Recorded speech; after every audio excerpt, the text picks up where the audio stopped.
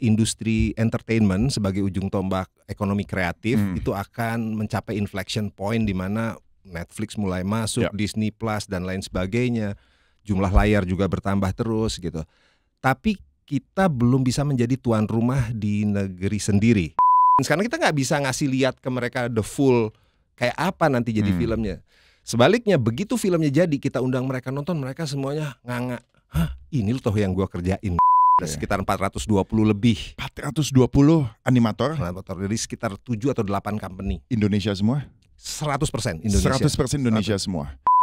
Itu ada 2 komposer, satu dari Inggris, satu dari Amerika. Begitu ngelihat teasernya Jumbo, they are dying mau scoring musiknya saya aja deh.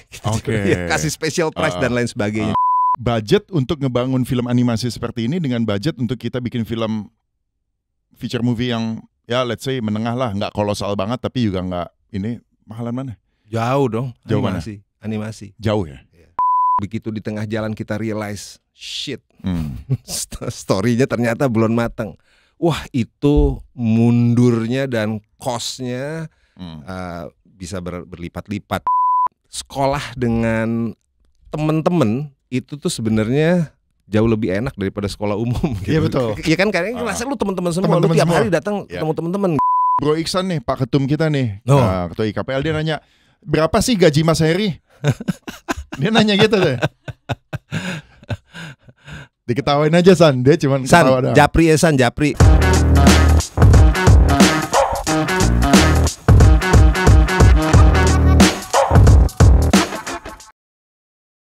Oke, kembali lagi di diskusi Taman Belakang bersama gue Christian Sugiono PL. Bule PL 99 dan hari ini spesial banget gitu ya. Kita kedatangan satu alumni PL lagi yang sudah menunjukkan apa ya? Kesuksesannya lah gitu. Nah, di depan gue ini ada Mas Heri Bedul, PL 85, grup presiden dari Visinema dan juga CEO dari Visinema Studio. Betul ya? Betul bro. Siap. Apa kabar? Baik, terima kasih bro. Pertama gue mau mengucapin congratulations. Hebat banget Jumbo itu, kita semua salut, kita semua kaget gitu ya. Itu bagus banget hasilnya. Congratulations. Terima kasih. Dan tapi sebelumnya gue mau nanya dulu. Heri Bedul kan nama PL ya? Betul. Kenapa Bedul sih? Ada cerita nggak? Itu panjang karena ada temen yang lain sebetulnya punya adik namanya Bedul. Namanya Heri, dipanggil Bedul. Oke. Nah, jadi begitu gue masuk panggil aja Bedul gitu. Jadi gak ada itu artinya. Dan langsung nempel sampai sekarang. Ya apesnya gue deh sampai sekarang gitu. Siap, mantap. Nah, terkait dengan Jumbo ya. Nah, jadi kemarin komunitas Pletoon ya dari PL alumni, ada komunitas pencinta film gitu ya, mengadakan nobar nonton bareng bersama dengan anak yatim. Ini persis kemarin banget gitu ya, nonton film Jumbo. Nah, dan juga ada fun facts gitu ya, bahwa ini kita dapat dari berita gitu, bahwa jumlah penonton film Jumbo tuh sampai hari ini tuh udah di 8,4 juta ya Mas, betul ya? Hampir 8,8 sekarang. Hampir. Tadi malam tuh hampir 8,8. Dan masih going on ya? Mudah-mudahan terus. Tapi maksud gue di bioskop-bioskop kan layarnya masih banyak. Masih paling banyak sekarang. Masih paling banyak ya? Alhamdulillah. Dan juga yang seru ya, kalau misalnya kita tahu film Jumbo emang digarapnya itu sangat serius, sangat bagus banget. Dan juga pengisi suaranya itu pakai well known artist lah gitu ya. Ada Ariel, ada BCL, dan lain-lainnya. Katanya film Jumbo dibuat selama 5 tahun oleh 420 creator. Kini jadi film laris ketiga. Nanti kita akan confirm bener atau enggak. Ya, seperti itu gitu. Mas, gue mau tahu dulu gitu ya. Jumbo, apa yang terbesit di ide awal Visinema Studio untuk membuat yuk kita bikin Jumbo? Oke, good question. Sebetulnya itu jauh sebelum Visinema Studio. Jadi ide ini ada di 2017-2018. Saat itu saya masih jadi country headnya Walt Disney Indonesia. Dan kita melihat industri entertainment sebagai ujung tombak ekonomi kreatif itu akan mencapai inflection point di mana Netflix mulai masuk, Disney Plus dan lain sebagainya. Jumlah layar juga bertambah terus gitu. Tapi kita belum bisa menjadi tuan rumah di negeri sendiri. Dalam hal ini saya berbicara mengenai konteks evergreen IP. Orang-orang udah kenal kayak Toy Story, Frozen, di mana IP tersebut everlasting, bahkan jauh setelah filmnya selesai gitu kan. Saat itu kalau kita lihat IP paling populer di antara keluarga dan anak-anak itu ranking satunya Upin Ipin saat Betul, itu, Malaysia punya. Malaysia punya gitu kan. Setelah nomor 2-nya Spider-Man, Frozen dan lain sebagainya. Nggak ada yang Indonesia gitu kan. Jadi itu dimulai dari keresahan itu sih. Kenapa kita nggak berpikir IP sih gitu. Nah dari situ akhirnya saya ketemu sama Angga. Karena sebagai perwakilan Disney di sini, kita juga melakukan talent scouting dengan local players dan lain sebagainya. Ternyata dia punya keresahan yang sama. Itu mulainya. Lantas 2019 masuk 2020 COVID, saya makin sering ketemu Angga karena Angga juga sering tanya-tanya ke saya gimana cara menavigasi bisnis dalam COVID dan lain sebagainya. Dan makin brewing gitu lah, makin bergejolak gitu keinginan bikin evergreen IP pertama Indonesia gitu. Sampai akhirnya saya resign dari Disney 2022, diminta bergabung sama Visinema. Ya akhirnya kita bikin gitu. Oke. Jadi dari 17-18 tuh idenya. 17-18 tuh wacana awal ide apa segala macam. Kemudian Visinema Studio saya terbentuk di saat itu Angga inisiatif sendiri langsung membentuk kalau nggak salah tahun 2020-an gitu. Dan di situ dia langsung meng-hijack Rian, sutradaranya Jumbo yang lagi studi di Amerika, ditarik suruh jadi pulang ke Visinema langsung untuk mendirect. Jadi IP atau konten pertama yang diproduce adalah Jumbo. Untuk Rian ya. Sorry, untuk Visinema Studios. Oh, Visinema Studios kita udah ada musikal Keluarga Cemara sebelumnya tahun lalu, betul. Ya kan? Tapi bukan film. Ya? Iya betul. Tapi lebih ke musical play gitu. Oke. Nah, terkait dengan animasi gitu ya. Kalau kita mau membuat IP gitu, kita kan berkaca selalu Disney dan teman-temannya Pixar segala macam, mereka sukses lah gitu, bisa bikin sampai merchandise, sampai event segala macamnya.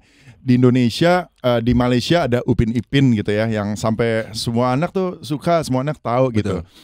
Di Indonesia kita nggak punya emang ya sama sekali. Ini apakah film Jumbo ini bisa dibilang the first IP for kids and family?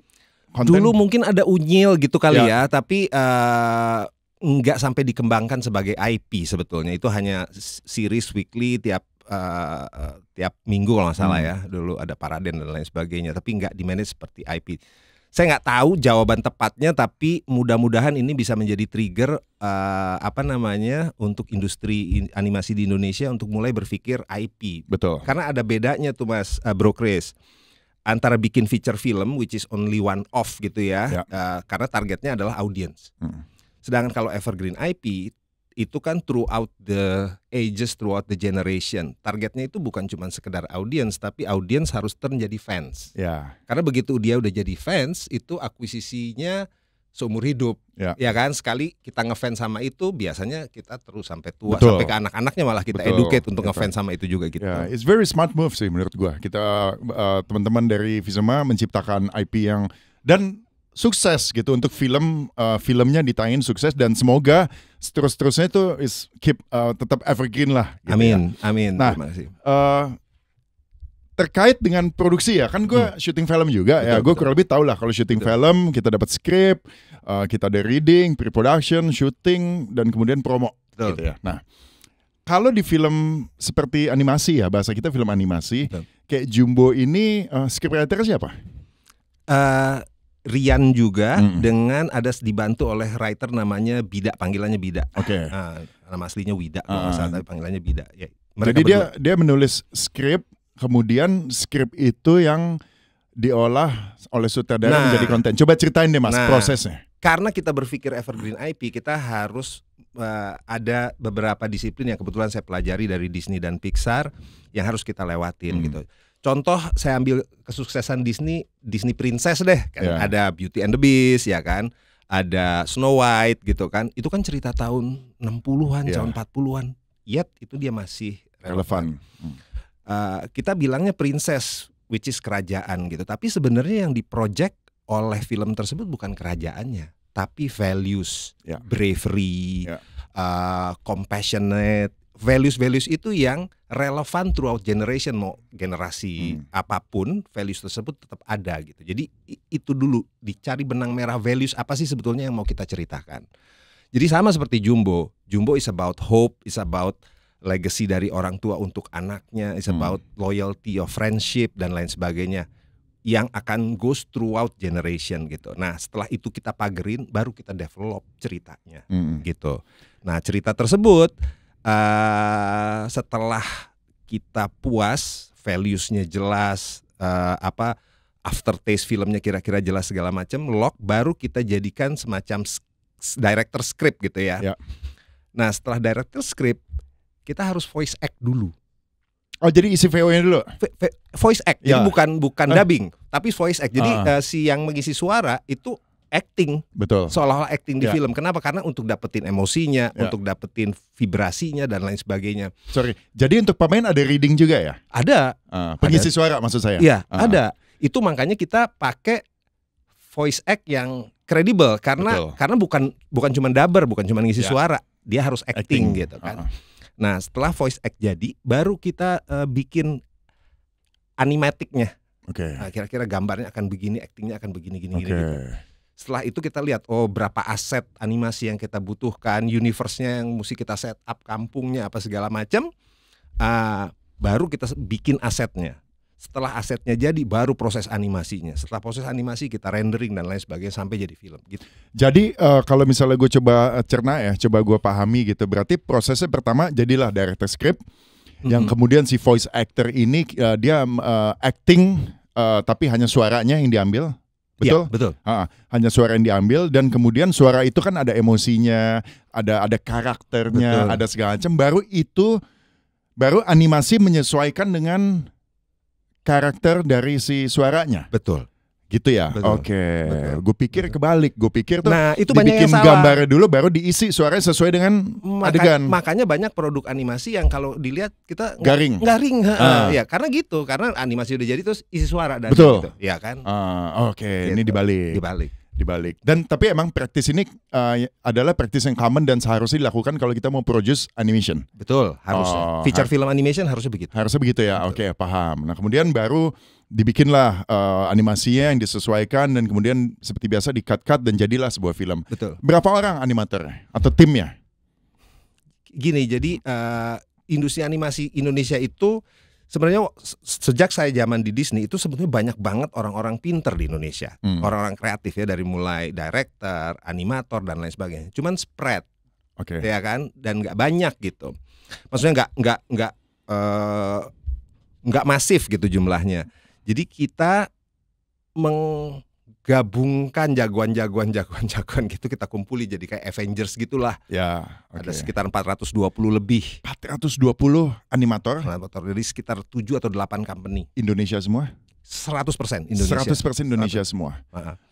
Bahkan saya pernah ada godaan sih sebenarnya, karena dari tahun lalu tuh karena kita tahu bahwa jumlah layar di Indonesia masih terbatas, sedangkan produksi animasi kan biayanya besar, lama pula gitu. Jadi kita nggak bisa cuma mengandalkan lokal market, karena kalau kita mengandalkan lokal market, iya kalau sukses, kalau enggak gitu kan. Jadi kita udah dari tahun lalu kita roadshow lah ke Cannes, American Film Market dan lain sebagainya. Waktu di American Film Market itu ada 2 komposer, satu dari Inggris, satu dari Amerika. Begitu ngelihat teasernya Jumbo, they are dying mau scoring musiknya saya aja deh. Gitu. Kasih special prize dan lain sebagainya. Cuman udah mau libatkan Philharmonic segala macam. Cuman kalau saya terima itu berarti kita nggak bisa 100% Indonesia. Padahal niat Ingsunnya awal ini selain IP-nya Indonesia, kreatornya juga Indonesia. Gitu. Jadi value itu yang mau dipertahanin supaya benar-benar ya inilah karya anak bangsa yang beneran. Itu scoring musiknya di Cisauk, bro. BSD Sanandik gitu. Jadi gitulah.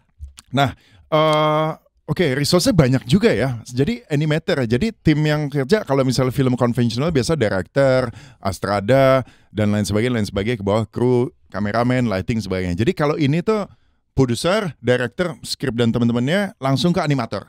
Ada rendering, ada lighting, ada macam-macam. Ya itu kan part of the animator. Iya betul.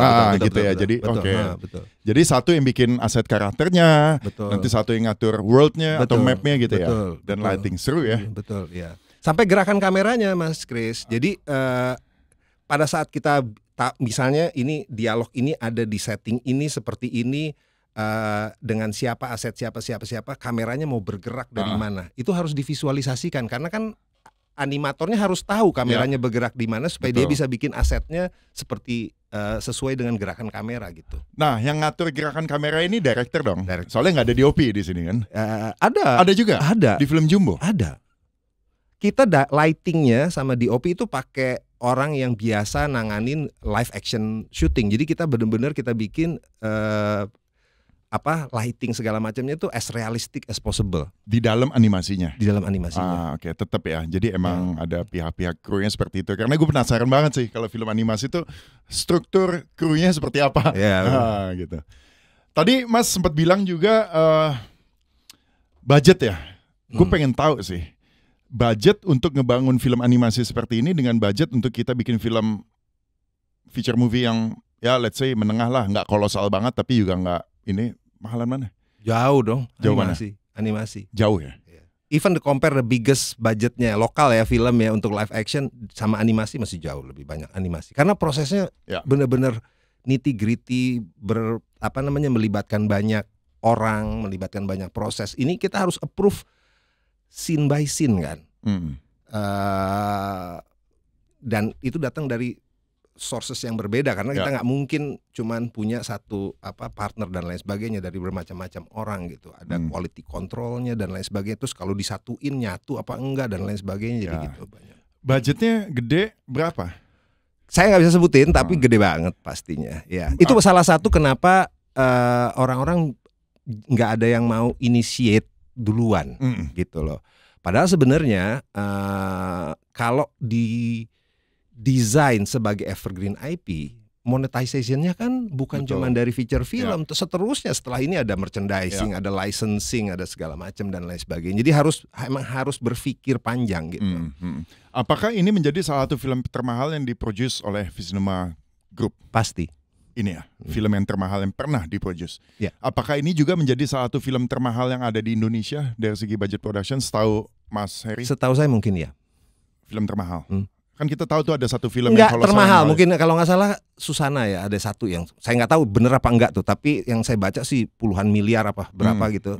Mungkin itu lebih mahal kali ya, saya nggak tahu. Gitu ya. Tapi ini film mahal. Tapi pays off. Alhamdulillah. Kalau awalnya seorang produser mau bikin film mahal, animasi, terus juga first time dan nggak tahu market di Indo bisa terima atau enggak, apa sih yang membuat Mas dan tim gitu ya dan kawan-kawan lainnya, Angga dan kawan-kawan lainnya yakin bahwa yuk kita garap nih Jumbo. Padahal kan kalau secara hitung-hitungan Mas bilang nih film mahal. Karena target kita bukan audience Mas. Tadi yang IP kan. Target kita fans. Ya.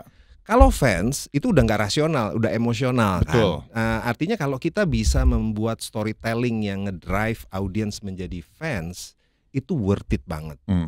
Saya ngefans sama Star Wars nih. Saya udah punya 9 ballpen Star Wars. Besok-besok dia ngeluarin special edition yang ada bungkusnya whatever dari leather. Kalau saya punya duit pasti saya beli yang ke-10, ballpen yang 10 gitu. Betul. Kan gitu. Jadi kayak gitu. Jadi kalau kita mindsetnya adalah untuk itu, it's worth it. Worth it. Dan yakin tim bahwa it's gonna be working. Akan ya, asal kan kita udah terbukti. Asal kita disiplin semua proses jangan dilewatin. Gitu. Hebat ya. Gitu. Dia expect gak sih Mas? Sekarang nih angka penonton sampai 8, sekian. Terus terang enggak. Kalau saya boleh jujur, kita targetin cuman 4 juta. 4 juta udah balik modal plus profit. Balik modal di bawah itu sih jauh. Tapi kita target cerita itu 4 juta. Tuh 4 juta. Gitu. Sekarang double. Lebih dari double. Sekarang angkanya kira-kira estimasi sampai bakal berapa nih? Wah ini kalau ini saya udah gak tahu. Agak lain berapa? Agak lain tuh 9 juta lebih dikit. 9 KKN? juta. 10 juta lebih dikit. Wah. Bisa dong tembus ya, mudah-mudahan dong. Aduh, mudah-mudahan. Kalau dengan rate penonton harian seperti ini sekarang dan masih banyak orang. Jangan lupa Mas Bro Chris, dari April sampai Juni itu tiap 2 minggu ada libur panjang. Betul. Oh, ada long weekend. Emang udah di set nih, tayang Lebaran. Ya begitu. Macam bagus itulah strategi ya buat rezekinya teman-teman. Jumbo bro. Iya, rezeki dan emang kadang ya gue juga sedikit banyak tahu gitu ya kalau misalnya kita mau launching film tergantung filmnya, momentumnya itu mesti pas. Betul. Jangan sampai salah, jangan sampai apa. Jadi bro optimis nih bisa tembus 10?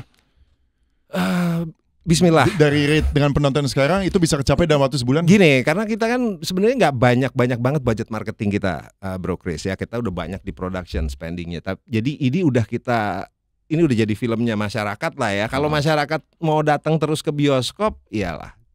Lain kalau kita masih punya marketing budget, saya bisa lebih confidence karena saya akan bikin marketing activity untuk ngedrive film. Cuman kalau ini kan udah kita lepas aja gitu. Hebat ya. Jadi marketingnya enggak. Jadi teman-teman tolong doain ya.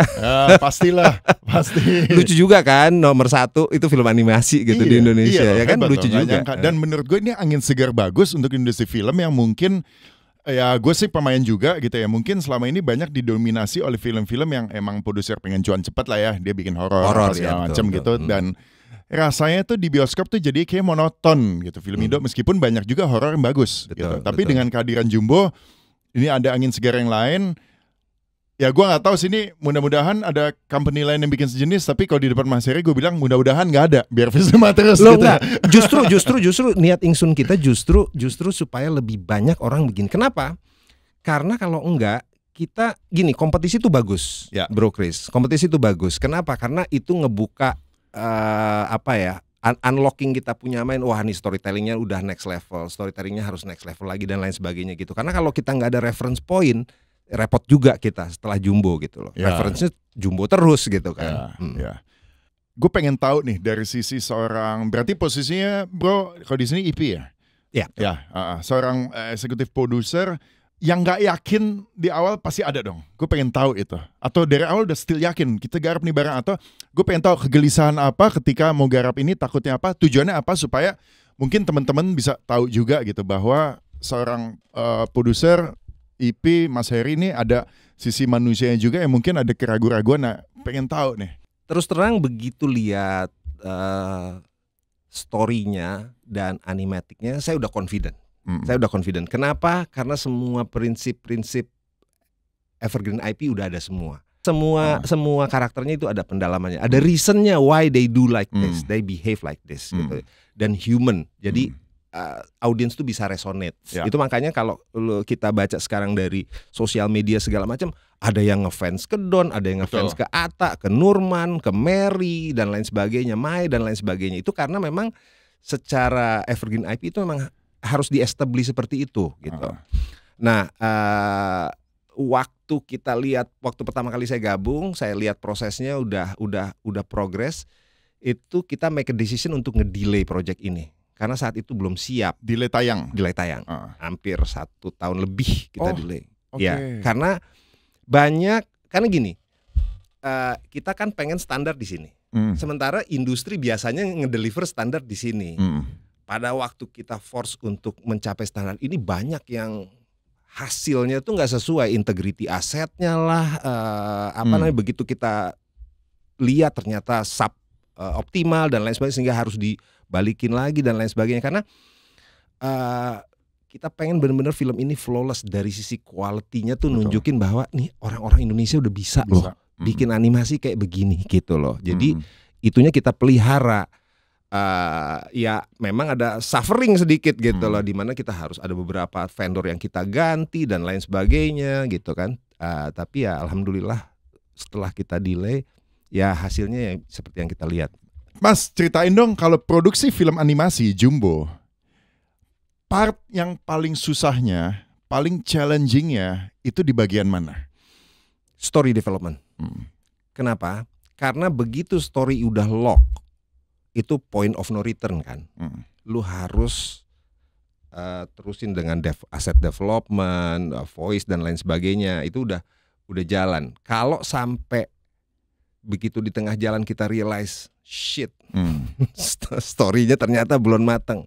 Wah, itu mundurnya dan cost-nya bisa berlipat-lipat gitu. Jadi benar-benar story development tuh kita sebagai tim udah harus punya semacam kayak eureka moment. This is it, this is the story, let's do it gitu. Kalau belum punya rasa begitu, kita nggak boleh putus asa. Terus untuk digali, di layering. Kalau di Pixar itu bisa 2 sampai 2,5 tahun, bro. Development untuk story-nya aja. Gitu. Di Jumbo tadi? Di Jumbo mungkin hampir setahun ya. Setahun.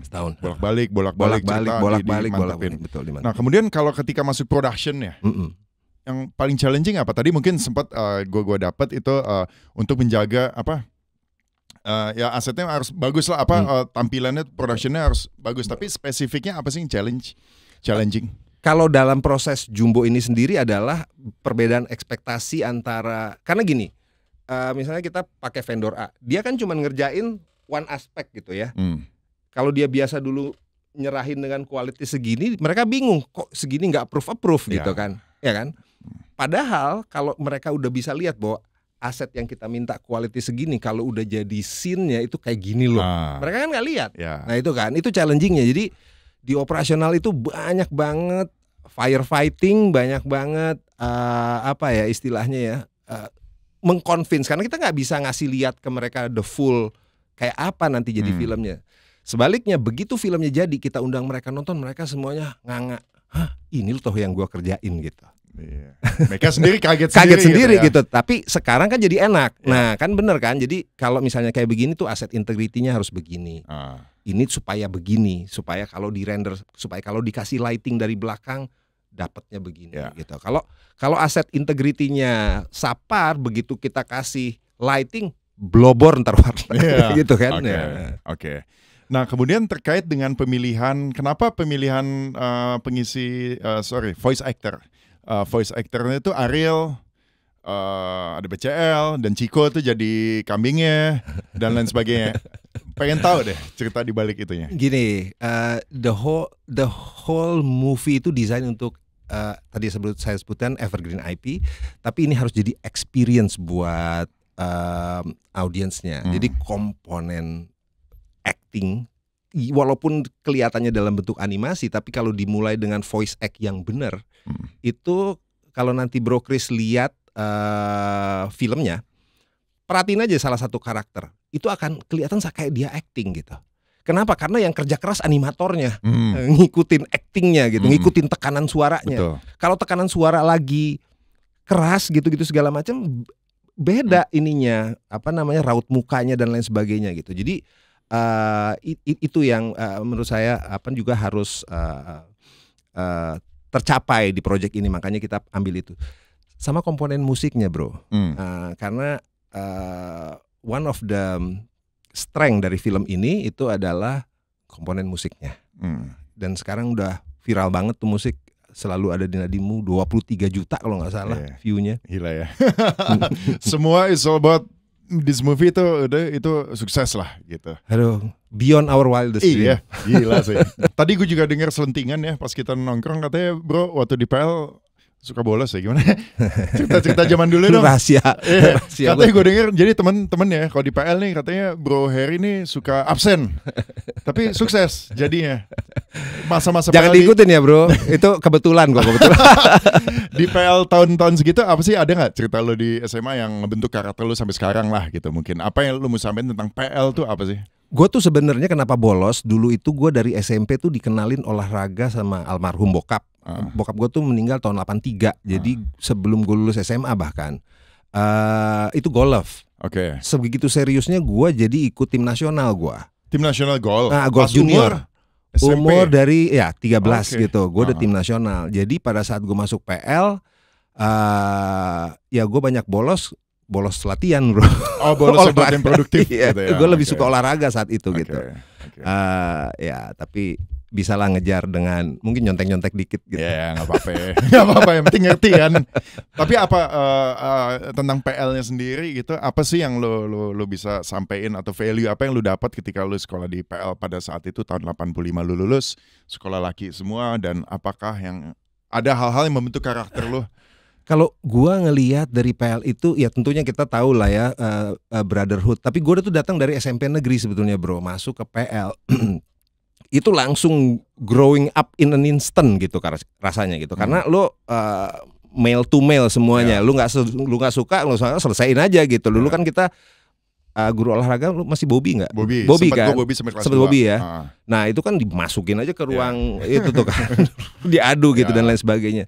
Tapi menurut gua itu suatu periode emas ya. Gua tuh gue merasa bahwa di PL itu walaupun gue sering bolos, itu gue paling dalam berteman, dalam berdiskusi dan lain sebagainya. Bahkan pelajaran-pelajaran yang dulu gue anggap remeh itu ternyata ya ada manfaatnya juga gitu. Jadi waktu gue bolos kan gue dipaksa untuk nguber nilai dan lain sebagainya. Jadi akhirnya gue bikin crash program untuk belajar dan lain sebagainya. Yaitu ngasih pelajaran buat gue sih sebenarnya bahwa sekolah dengan temen-temen itu tuh sebenarnya jauh lebih enak daripada sekolah umum. Gitu. Iya betul. Iya kan karena ngerasa lu teman-teman semua, lu tiap hari datang ketemu teman-teman gitu kan. Itu aja sih. Meskipun tiap hari datang ke teman-teman yang bukan niatnya buat sekolah ya, buat nongkrong. Karena ada teman-temannya gitu. Betul. Zaman gue dulu belum ada banyak, kita kan belum ada HP apa segala macam gitu kan. Tapi kalau janjian ngumpul datang tepat waktu semua tuh, ya kan? Ya, gue ada pertanyaan dari netizen PL nih ya. Boleh, mungkin boleh. yang ingin tertarik juga untuk bertanya ke Bro Heri gitu terkait dengan film Jumbo. Nah ini pertama ada dari Joshua Pacok gitu ya. Berapa lama proses pembuatan film Jumbo dari awal development sampai tayang? Tadi tahun? Berapa? 5 tahun gitu ya. Benar-benar ini kerja keras selama 5 tahun. Kemudian ada Bro Iksan nih, Pak Ketum kita nih, Ketua IKPL, dia nanya, berapa sih gaji Mas Heri? Dia nanya gitu deh. Diketawain aja San, dia cuma ketawa doang. Japri. Japri katanya ya. Ini ada juga Joshua Pacok nih nanya lagi, referensi karakter Jumbo itu dari mana Mas? Sebenarnya ini direkturnya itu punya karena ini mengenai seorang anak Don yang dibully, jadi harus cabi. Jadi dia gambar sendiri sebenarnya, Rian. Jadi dari dia menciptakan sendiri referensinya. Betul, ya. Betul. Dari direkturnya ya. Betul. Ada pertanyaan juga nih dari Gojing. Mengingat salah satu value keluarga yang disampaikan lewat film Jumbo adalah presensi dari orang tua, bagaimana pendapat Om Heri sendiri terhadap pembekalan anak pada masa dini di generasi sekarang? Gimana, berat juga nih pertanyaannya. Gue ulang ya. Ya. Mengingat salah satu value keluarga yang disampaikan film Jumbo adalah presensi dari orang tua atau present gitu ya dari orang tua. Bagaimana Om Heri sendiri terhadap pembekalan anak di masa bagaimana point of view Mas Heri sebagai orang tua? Oke. Terhadap pembekalan anak. Wah, dalam banget nih. Jadi gini, memang salah satu esensi dari Jumbo itu adalah bahwa kita sebagai orang tua, kalau mau meninggalkan sesuatu, kita harus berpikir, iya kalau kita ada, kalau kita nggak ada, gimana sih anak-anak kita gitu. Jadi sebetulnya harta yang paling berharga yang bisa ditinggalkan itu bukan harta, tapi values atau hal-hal yang bisa menjadi bekal mereka untuk hidup di masa depan gitu ya. Saya nggak tahu generasi sekarang kayak gimana, tapi anak-anak saya udah pada gede-gede ya, udah pada kerja-kerja gitu ya. Tapi memang itu yang yang menjadi concern saya. Jadi for the record ini personal saya dari anak saya umur anak saya 3 laki-laki. Kalau nggak salah umur 6, umur 4, umur 2 aja bedanya 2 tahun gitu. Sebisa mungkin saya tiap malam selalu sebelum tidur tuh telling a story. Oke. Apapun, pakai mainannya dia atau apa segala macam, itu story. Itu ampuh banget. Kenapa ampuh? Karena misalnya siang tadi saya dapat laporan dari istri saya, yang ini udah coba-coba berbohong segala macam. Bahwa daripada bilang lo jangan berbohong dan lain sebagainya, saya ambil dari cerita. Ini ternyata bohong. Wah, masuk penjara dan lain sebagainya dan sebagainya. Jadi mereka tanpa merasa digurui, saya establish di cerita gitu. Itu aja sih kalau saya. I'm not a good storyteller, tapi itu yang saya praktekkan. Ini ada pertanyaan lagi dari Ian Susanto. Kemarin beritanya Trump akan kenakan ke film-film Hollywood yang produksi di luar, or sub ke rumah produksi di luar Amerika. Apakah ini juga akan berdampak ke rumah animasi di Indonesia yang selama ini akan supply ke Hollywood, film-film Hollywood maksudnya? Dan bagaimana caranya mereka bisa survive? Pertama, yang jelas kalau kalau dari sisi creation, saya rasa nggak akan ada dampaknya. Kenapa? Karena buat kita masuk atau tidak masuk Amerika sekarang bukan do or die. bahkan studio, maksudnya bisnis studio itu udah lebih besar Cina sebetulnya daripada Hollywood. Jadi 2019 tuh udah overtake gitu. Kalau kita mau bikin international release, sebetulnya market utama kita yang harus kita hit tuh Cina, bukan Amerika lagi gitu. Tapi kalau dan Amerika persaingannya itu sangat kuat gitu ya. Tapi kalau servicing kayak misalnya Disney itu biasanya appoint company dari Indonesia Animasi untuk servicing aja. Jadi misalnya ceritanya udah di lock apa segala macam, hanya proses animasinya dikerjain sama kita gitu. Jadi kayak kita kayak tukang jahitnya gitu.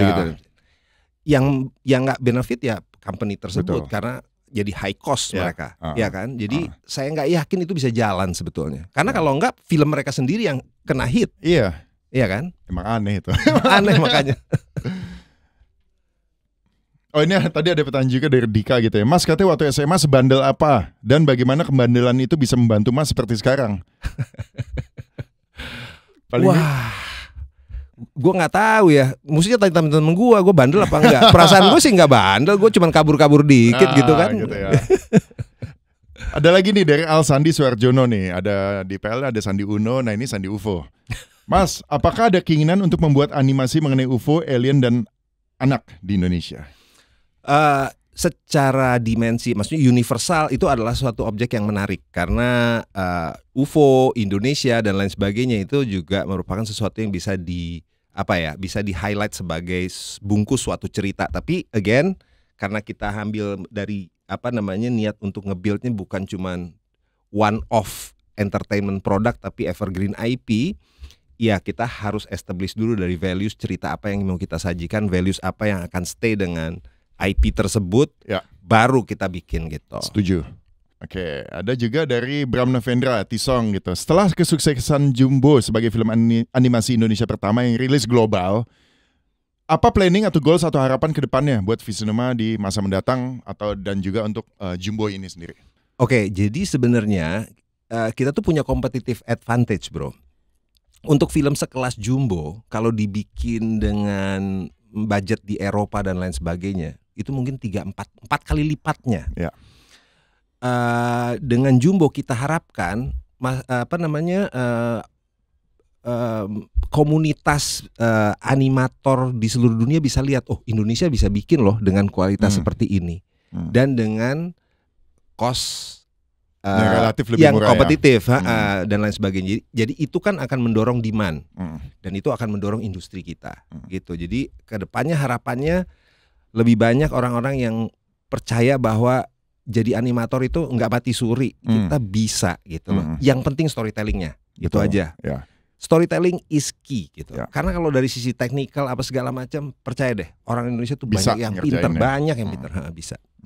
Jadi kalau animator Indo memang gue pengen tahu juga sih di mata global saat ini mereka salah satu yang dipertimbangkan bahwa kalau mereka mau cari animasi ke Indo atau gimana tadi? Nah, sekarang ini sebenarnya animator di Indonesia tuh banyak yang ngerjain yaitu servicing tadi gitu loh. Tapi kan ngapain kita cuma jadi tukang jahit, ya kan? Kita harus create our own IP dong gitu. Nah, kalau mau bikin co-production misalnya, ayo kita siap gitu. Visinema bisa. Iya. Oke, selama tadi ya konteks storytellingnya kuat, betul. Dan ini bisa jadi evergreen, jadi nggak cuma one off ketika feature movie selesai tayang hitung jumlah tiket, that's it. Tapi lanjut. Betul. Ini ada nih pertanyaan terakhir nih dari Ian Susanto juga. Spill Kancil, film animasi berikutnya Visinema. Minum dulu. Tunggu tanggal mainnya. Siap. Gue juga baru tahu nih ada gitu ya. Oke, mantap, seru ya. Mungkin dari Mas Heri sebelum kita closing nih, kita udah 40 menit. Ada yang mau disampaikan nggak kira-kira yang belum gue tanyain atau yang Mas mau sampaikan sesuatu?